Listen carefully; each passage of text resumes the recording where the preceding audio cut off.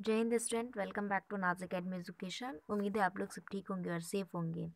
तो आज हम देखने वाले हैं भारती, जो कि हिंदी है हमारे 12th क्लास का और महाराष्ट्र बोर्ड का है। ठीक है, तो आपको ये दिया गया है 5वें का, आपको दूसरा पार्ट है आ वृंद के दोहे।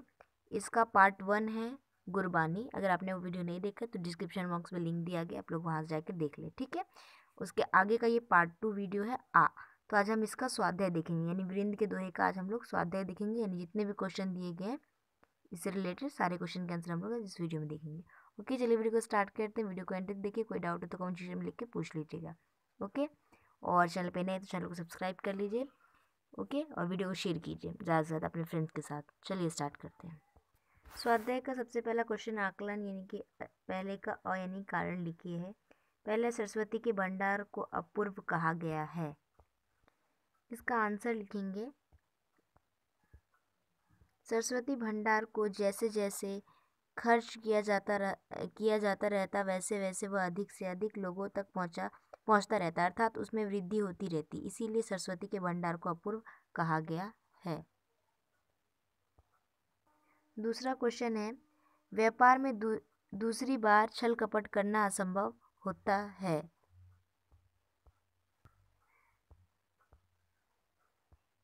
इसका आंसर लिखेंगे, व्यापार में पहली बार किया गया छल कपट सामने वाले पक्ष को समझते देर नहीं लगती, दूसरी बार वह सतर्क हो जाता है, इसीलिए व्यापार में दूसरी बार छल कपट करना संभव होता है।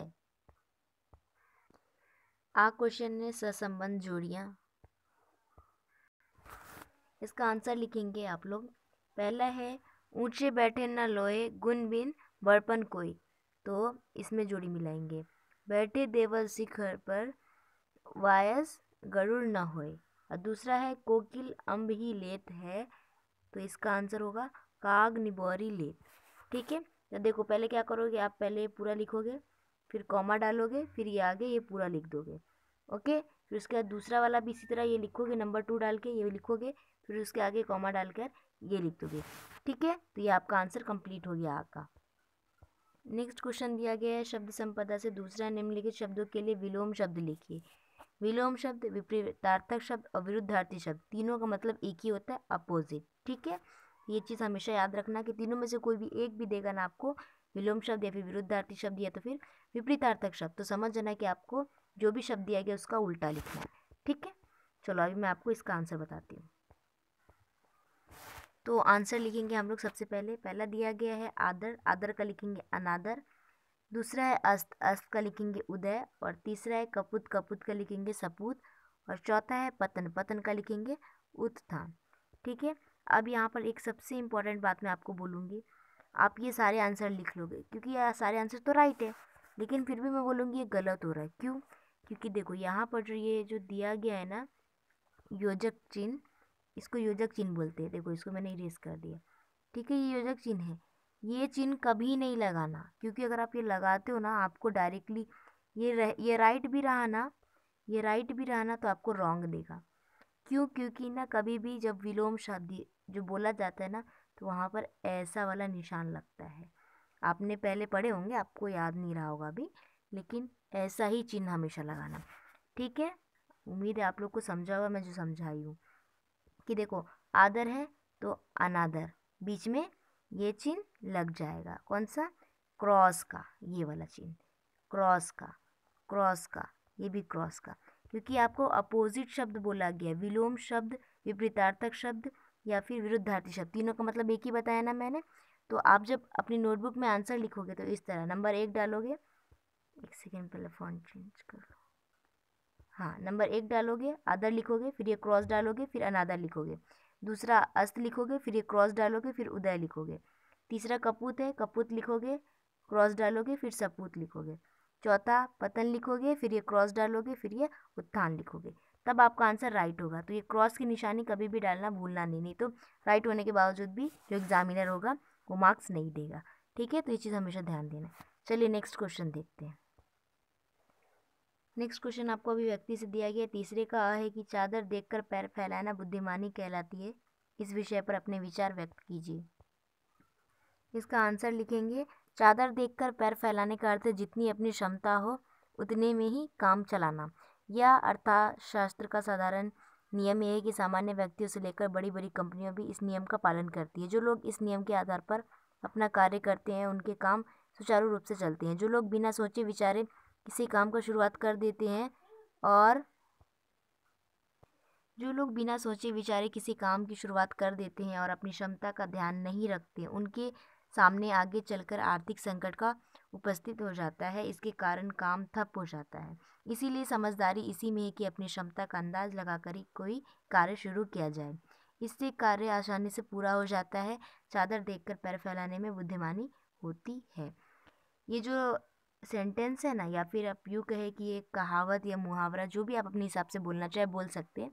ये एक्चुअली में आपने अपनी मम्मी के मुंह से तो सुने ही होंगे, क्योंकि मैं सुनी हूँ इसलिए बोल रही हूँ आप लोग से, आप लोग ने भी सुना होगा। तो इसका मतलब यही होता है। ठीक है, तो इसका आंसर लिख लीजिए। चलिए नेक्स्ट क्वेश्चन देखते हैं।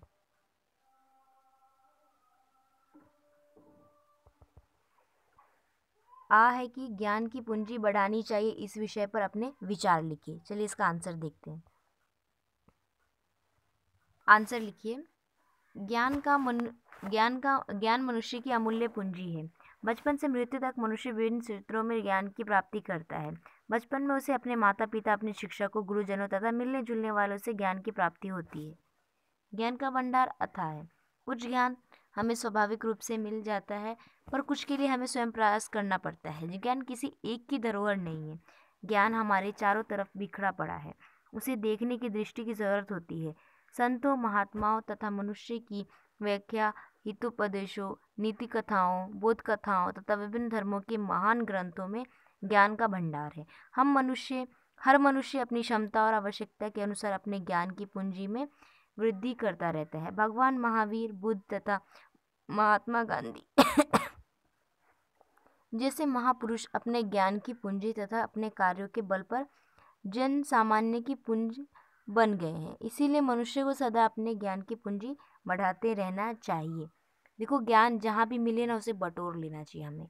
अगर देखो आप ऐसा मतलब हर इंसान की अलग अलग क्षमता होती है, किसी की किसी और फील्ड में और चीज़ जानने की। देखो कभी कभी ना किसी किसी इंसान की ना स्पेस में होती, किसी की अलग अलग फील्ड में, मतलब उसकी चाहत होती कि इसमें मैं ज़्यादातर मालूमात करूँ, उसमें करूँ। उसी तरह यहाँ पे बोला है कि ज्ञान हर इंसान की अमूल्य पूंजी होती है। तो इसका आंसर आपको मिल गया। चलो स्क्रीन क्लियर कर देती हूँ मैं, ताकि आप लोग स्क्रीनशॉट ले लो। ओके, ये लो स्क्रीनशॉट ले लो, आंसर लिख लो। ओके, चलिए नेक्स्ट क्वेश्चन देखते हैं। नेक्स्ट क्वेश्चन दिया गया है रसस्वादन से। चौथा है कि जीवन के अनुभवों और वास्तविकताओं से परिचित कराने वाले वीरेंद्र जी की दोहों का रसस्वादन कीजिए। आंसर लिखेंगे। कवि वीरेंद्र ने अपने लोकप्रिय छंद दोहों के माध्यम से सीधे साधे ढंग से जीवन के अनुभव को परिचित कराया तथा जीवन का वास्तविक मार्ग दिखाया है। कवि व्यवहारिक ज्ञान देते हुए कहते हैं कि मनुष्य को अपनी आर्थिक क्षमता को ध्यान में रखकर किसी काम की शुरुआत करनी चाहिए, तभी सफलता मिल सकती है। इसी तरह व्यापार कराने वालों को सचेत करते हुए उन्होंने कहा है कि व्यापार में छल कपट का सहारा ना लें, इससे वे अपना ही नुकसान करेंगे। वे कहते हैं कि किसी का सहारा मिलने के भरोसे मनुष्य को हाथ पर हाथ धोकर निष्क्रिय नहीं बैठ जाना चाहिए। मनुष्य को अपना काम तो करते ही रहना चाहिए। इसी तरह से वे कुटिल व्यक्तियों में मुंह न लगाने की उपयोगी सलाह देते हैं।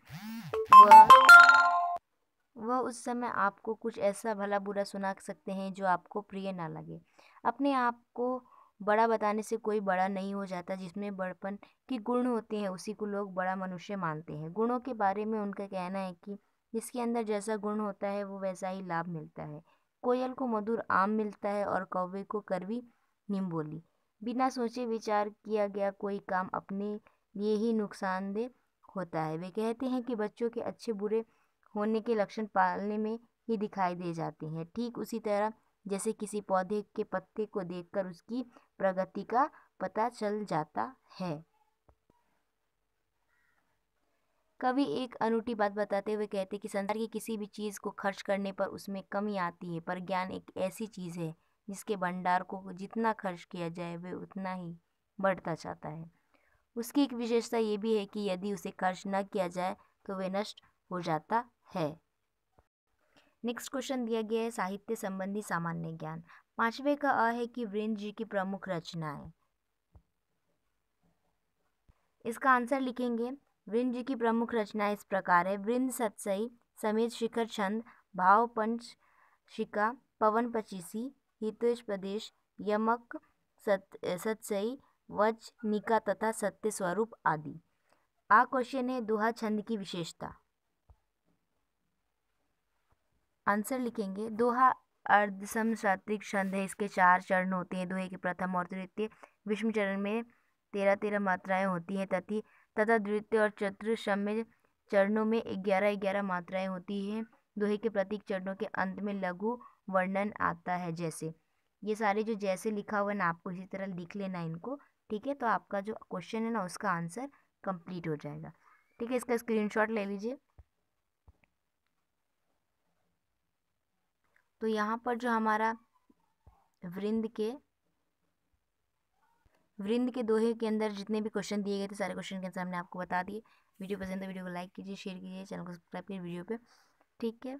और कोई डाउट हो तो आप पूछ लीजिएगा। Okay and take care. मिलते हैं नेक्स्ट वीडियो में। Bye and take care.